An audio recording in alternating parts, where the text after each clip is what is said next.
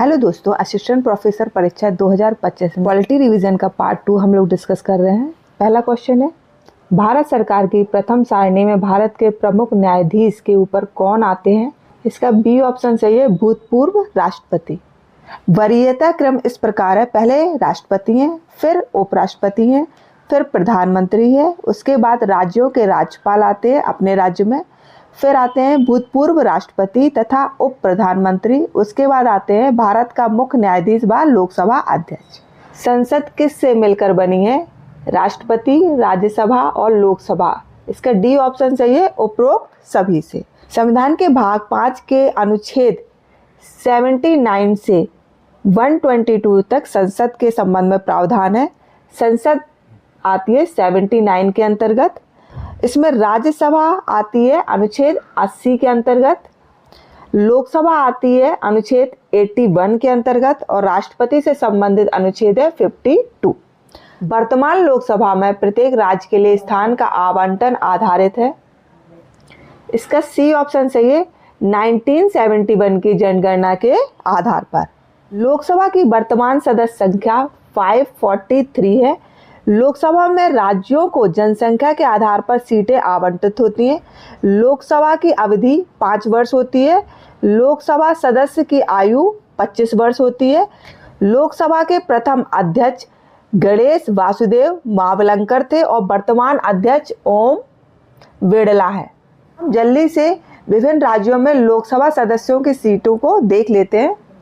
उत्तर प्रदेश में 80, महाराष्ट्र में 48, पश्चिम बंगाल में 42, बिहार में 40, तमिलनाडु में 39, मध्य प्रदेश में 29, कर्नाटक में 28, गुजरात में 26, राजस्थान और आंध्र प्रदेश में 25, उड़ीसा में 21, केरल में 20, तेलंगाना में 17, झारखंड और असम में 14, पंजाब में 13, छत्तीसगढ़ में 11, हरियाणा में 10, उत्तराखंड में 5, हिमाचल प्रदेश में 4, मेघालय, अरुणाचल प्रदेश, गोवा, मणिपुर, त्रिपुरा में 2, सिक्किम, नागालैंड और मिजोरम में 1। राज्यसभा में कितने सदस्य होते हैं? इसका सी ऑप्शन सही है, 250 सदस्य। इसमें 12 सदस्य राष्ट्रपति द्वारा मनोनीत होते हैं और 238 सदस्य आपके राज्यों व संघ राज्य क्षेत्रों से निर्वाचित होते हैं अप्रत्यक्ष रूप से। यह एक स्थायी सदन है और इसके 1/3 सदस्य प्रत्येक 2 वर्ष की समाप्ति पे सेवानिवृत्त होते हैं। इनके सदस्यों का कार्यकाल 6 वर्ष होता है। राज्यसभा सदस्य बनने की आयु 30 वर्ष होती है। भारत का उपराष्ट्रपति राज्यसभा का पदेन सभापति होता है और राज्यसभा सदस्य राज्यों की विधानसभाओं से चुने जाते हैं। यह एक स्थायी सदन है और उच्च सदन है। राज्यसभा सदस्यों की संख्या हम विभिन्न राज्यों में जल्दी से देख लेते हैं। उत्तर प्रदेश में 31, महाराष्ट्र में 19, तमिलनाडु में 18, बिहार पश्चिम बंगाल में 16, कर्नाटक में 12, आंध्र प्रदेश, मध्य प्रदेश, गुजरात में 11, उड़ीसा राजस्थान में 10, केरल में 9, पंजाब असम तेलंगाना में 7, झारखंड में 6, छत्तीसगढ़ हरियाणा में 5, हिमाचल प्रदेश उत्तराखंड में 3, नागालैंड मिजोरम मेघालय मणिपुर त्रिपुरा सिक्किम अरुणाचल प्रदेश और गोवा में 1। निम्नलिखित में से कौन सी एक सबसे बड़ी संसदीय समिति है? इसका बी ऑप्शन सही है, प्राक्कलन समिति। संसदीय समिति 2 तरह की होती है, स्थायी व तदर्थ। प्राक्कलन समिति में 30 सदस्य होते हैं, लोकसभा द्वारा निर्वाचित होते हैं और इनका कार्यकाल 1 वर्ष होता है। लोक लेखा समिति में 22 सदस्य होते हैं जो दोनों सदनों के होते हैं, 15 लोकसभा से और 7 राज्यसभा से होते हैं और इन समिति का कार्यकाल 1 वर्ष होता है। सरकारी उपक्रम समिति में 22 सदस्य होते हैं, 15 लोकसभा और 7 राज्यसभा के और इस समिति का कार्यकाल भी 1 वर्ष होता है। याचिका समिति में 15 सदस्य होते हैं और सदस्यों का कार्यकाल निश्चित नहीं होता। संविधान संशोधन की प्रक्रिया का उल्लेख किस अनुच्छेद में किया गया है? इसका ए ऑप्शन सही है, अनुच्छेद 368। हम और देख लेते हैं। अनुच्छेद 267 भारत की आजीविका निधि से संबंधित है। अनुच्छेद 148 भारत के नियंत्रक एवं महालेखा परीक्षक से संबंधित है। अनुच्छेद 266 सबसेक्शन 1 भारत की संचित निधि से संबंधित है। भारत में उच्चतम न्यायालय का उद्घाटन किस तिथि में हुआ था? इसका सी ऑप्शन सही है, 28 जनवरी 1950 को। और इसका गठन 26 जनवरी 1950 को हुआ था। सर्वोच्च न्यायालय संविधान के अनुच्छेद 124 के अंतर्गत आता है। सर्वोच्च न्यायालय के न्यायाधीशों की अधिकतम आयु 65 ईयर होती है और वर्तमान में सर्वोच्च न्यायालय के कुल न्यायाधीश 33 + 1 34 हैं। एक मुख्य न्यायाधीश और 33 अन्य न्यायाधीश होते हैं। इस तरह कुल 34 होती है। किसी राज्य में राज्यपाल की नियुक्ति संविधान के किस अनुच्छेद से संबंधित है? इसका सी ऑप्शन सही है, अनुच्छेद 155 के तहत। हम और देख लेते हैं। अनुच्छेद 153 के तहत प्रत्येक राज्य के लिए एक राज्यपाल होगा। अनुच्छेद 154 के तहत राज्यपाल राज्य की कार्यपालिका का प्रधान होगा और अनुच्छेद 156 के अंतर्गत राज्यपाल राष्ट्रपति की इच्छा तक अपने पद पर रहेगा। राज्य विधान परिषद का प्रावधान भारतीय संविधान के किस अनुच्छेद में रखा गया है? इसका ए ऑप्शन सही है, अनुच्छेद 169 के अंतर्गत। वर्तमान में 6 राज्यों में विधान परिषद है, आंध्र प्रदेश, बिहार, कर्नाटक, महाराष्ट्र, तेलंगाना और उत्तर प्रदेश। भारत के किसी राज्य की विधानसभा में अधिकतम कितने सदस्य हो सकते हैं? इसका आपका बी ऑप्शन सही है, 500 अधिकतम हो सकते हैं और न्यूनतम 60 हो सकते हैं। विधानसभा अनुच्छेद 170 के अंतर्गत आती है। सदस्यों की न्यूनतम आयु इसमें 25 वर्ष होती है और यह निम्न सदन है और इसका कार्यकाल 5 वर्ष होता है। वर्तमान में उच्च न्यायालय की संख्या कितनी है? इसका डी ऑप्शन सही है, 25। अनुच्छेद 214 के अंतर्गत उच्च न्यायालय का प्रावधान है। न्यायाधीशों की सेवानिवृत्ति की आयु 62 वर्ष है और सर्वप्रथम 1862 को कलकत्ता, बम्बई और मद्रास में उच्च न्यायालय की स्थापना हुई। वर्तमान में केंद्र, राज्य व समवर्ती सूची में कितने विषय है? इसका ए ऑप्शन सही है, केंद्र सूची के 100 विषय है, राज्य सूची के 61 विषय है और समवर्ती सूची में 52 विषय है। सरकारिया आयोग के सिफारिश का संबंध है, इसमें आपका डी ऑप्शन सही है, केंद्र व राज्यों के पारस्परिक संबंधों से। इसकी स्थापना जून 1983 में हुई थी और इसने अपनी रिपोर्ट 1988 में दी थी। भारतीय संविधान के अंतर्गत कितने प्रकार के आपातकाल की घोषणा का प्रावधान है? इसका बी ऑप्शन सही है, 3। भारतीय संविधान के भाग 18 में 3 प्रकार के आपातकालीन प्रावधान है। अनुच्छेद 352 के तहत राष्ट्रीय आपात आता है। अनुच्छेद 356 के तहत राज्यों में संवैधानिक तंत्र के विफल होने पर राष्ट्रपति शासन लगाया जाता है। अनुच्छेद 360 के तहत वित्तीय आपात आता है। भारत में अभी तक एक भी बार वित्तीय आपात नहीं लगा है। राष्ट्रपति शासन अधिकतम कितनी अवधि के लिए लगाया जा सकता है? इसका आपका सी ऑप्शन सही है, 3 वर्ष। अभी तक 134 बार राष्ट्रपति शासन लग चुका है।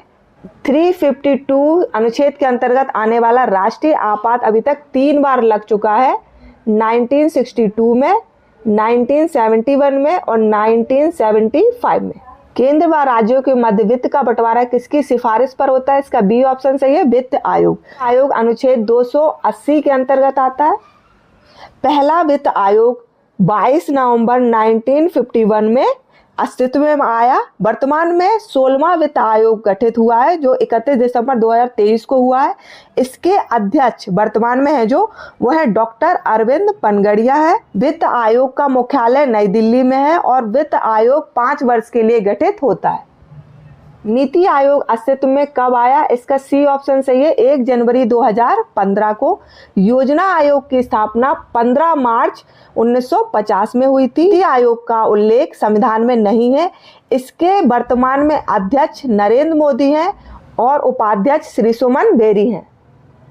भारतीय संविधान के किस अनुच्छेद में राज्यों से संबंधित विशिष्ट प्रावधान का उल्लेख है? इसका सी ऑप्शन सही है, अनुच्छेद 371 और भारतीय संविधान के भाग 21 में विशिष्ट प्रावधान का उल्लेख है। भारतीय संविधान के किस अनुच्छेद में निर्वाचन आयोग का प्रावधान है? इसका सी ऑप्शन सही है, अनुच्छेद 324।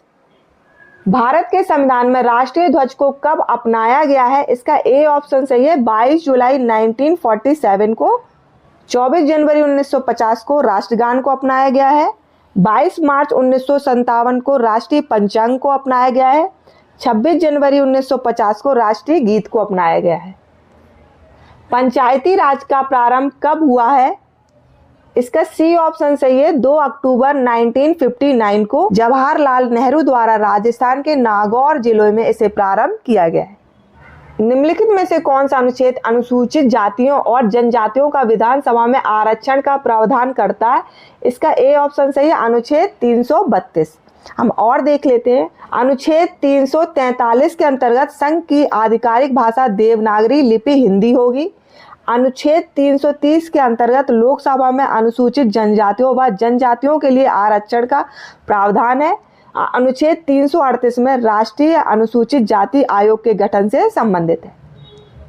संयुक्त अधिवेशन का प्रावधान किस अनुच्छेद के अंतर्गत आता है? इसका डी ऑप्शन सही है, अनुच्छेद 108 के अंतर्गत। हम और देख लेते हैं। अनुच्छेद 110 धन विधेयक से संबंधित है। अनुच्छेद 123 में राष्ट्रपति के अध्यादेश जारी करने का अधिकार है और अनुच्छेद 213 में राज्यपाल द्वारा अध्यादेश जारी करने का अधिकार है। भारत में त्रिस्तरीय पंचायती राज व्यवस्था की सिफारिश किसने की थी? इसका ए ऑप्शन सही है, बलवंत राय मेहता समिति जो बनी थी 1957 में। हम और देख लेते हैं। अशोक मेहता समिति जिसका गठन 1977 में हुआ था, यह द्विस्तरीय पद्धति की सिफारिश की थी इसने। पीवी के राय समिति, इसने प्रतिनिधित्व के तरीके में सुधार की सिफारिश की थी। एल.एम. सिंघवी समिति, ये स्थानीय स्वशासन पद्धति से संबंधित है। राष्ट्रीय पंचायत दिवस मनाया जाता है, इसका डी ऑप्शन सही है, 24 अप्रैल को।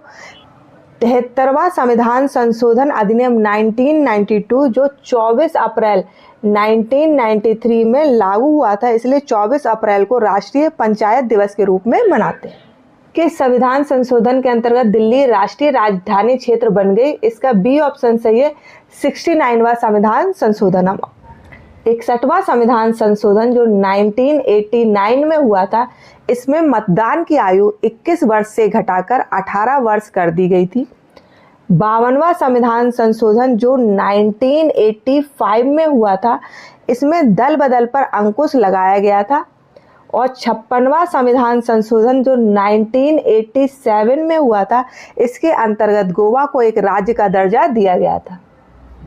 भाषाई आधार पर राज्यों का पुनर्गठन किस संविधान संशोधन द्वारा किया गया? इसका ए ऑप्शन सही है, 7वां संविधान संशोधन जो 1956 में हुआ था। हम और देख लेते हैं।